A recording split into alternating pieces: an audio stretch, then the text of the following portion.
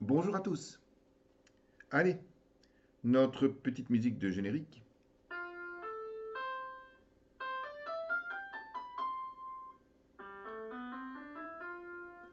Avec THDG, c'est moi.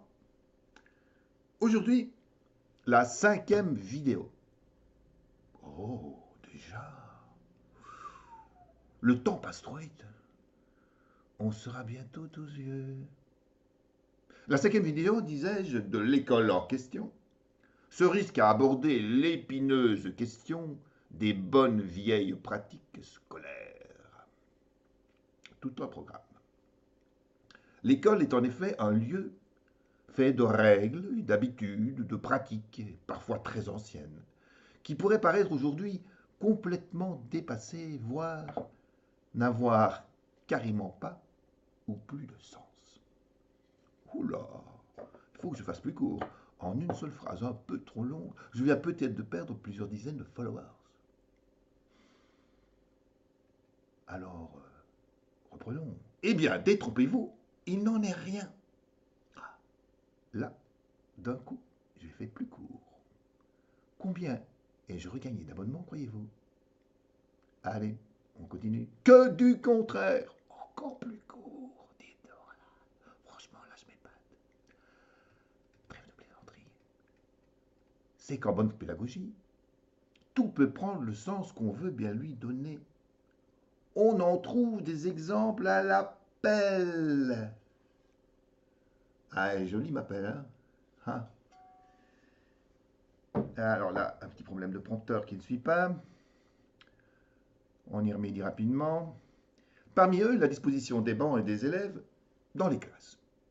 On pourrait croire que la répartition traditionnelle des bancs, à savoir la disposition frontale, celle où tous les élèves se tournent le dos, pour mieux regarder et écouter avec vénération le professeur qui dispense la bonne parole, comme à l'Église, que cette disposition traditionnelle est un vestige du passé en voie de disparition. Que nenni. Que du contraire même, cette répartition reste de loin la plus courante. Je vous ai d'ailleurs fait un petit plateau, le voici qui monte,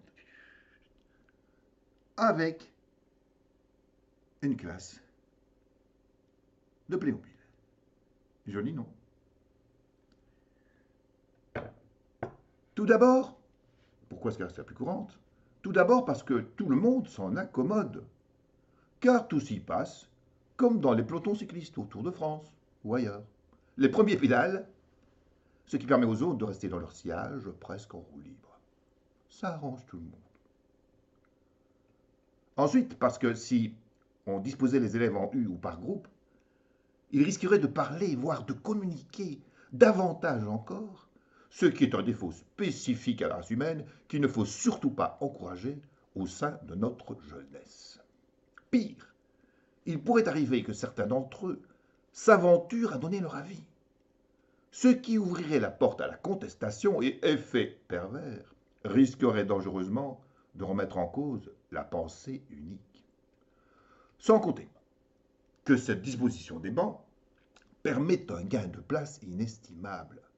Si on veut entasser les élèves par tas de 25 ou 30 ou plus dans des petits locaux, et que cela donne en plus bien chaud quant au plus fort de l'hiver, les locaux ont du mal à se réchauffer.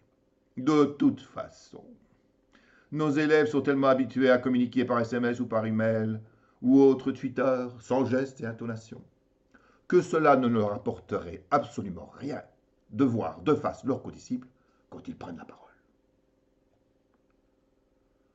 Dernier avantage, mais pas le moindre, cette promiscuité des élèves en classe a pour conséquence qu'il leur est impossible, à moins de fermer les yeux pour faire leur bilan, ce qui, avouez-le, n'est guère aisé, de ne pas céder de la feuille du voisin qui est là sous leurs yeux. Ce qui a pour conséquence heureuse, non négligeable, de leur apprendre à travailler en groupe, d'une certaine manière, sans bavardage, et de diminuer le nombre d'échecs. Ce qui fait faire de substantielles économies à nos gouvernements. Enfin, ne l'oublions pas, nous, humains, sommes des animaux grégaires. Si on veut respecter notre nature, il faut donc apprendre à nos enfants à bêler en chœur. Allez, on termine avec notre petite musique. On débloque tout ça.